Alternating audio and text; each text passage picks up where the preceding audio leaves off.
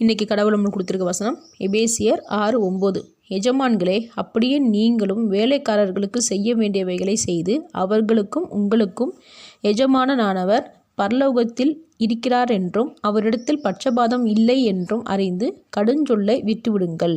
இந்த வசனத்தை கொண்டு கடவுள் நம்மகிட்ட என்ன சொல்கிறது பார்ப்போம். நம்ம முதலாளியாக இருக்கோம்னா நம்மக்கிட்ட வேலை பார்க்குறவங்கள அடிமை மாதிரி நடத்தக்கூடாது.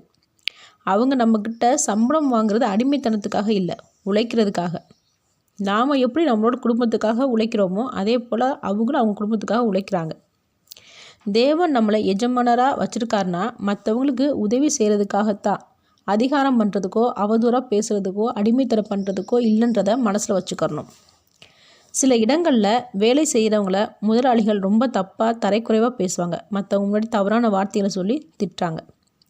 என்னம்மா அவங்க எந்த தப்புமே பண்ணாத மாதிரி, வேலைக்காரவங்களை மட்டுமே தப்பு செஞ்ச மாதிரி திட்டுவாங்க. இப்படி நாம் செஞ்ச தப்புகளுக்கு தேவன் நம்மளை கடிந்து கொள்ளணும்னா நாம் எஜமான்களாகவே இருக்க முடியாது. எல்லாத்துக்கும் தேவன் தான் எஜமானர். அவரே சகலத்தையும் மன்னிக்கிறாரு, நம்மளை மன்னிக்கிறாரு, எல்லாத்தையும் மன்னிக்கிறாரு. ஆனால் நம்ம கொஞ்சமாக பணம் சொத்து வச்சுக்கிட்டு வேலைக்காரங்களை திட்டுறோம். இப்படி நம்ம நடக்கும்போது தேவனுக்கு பதில் சொல்லணும்.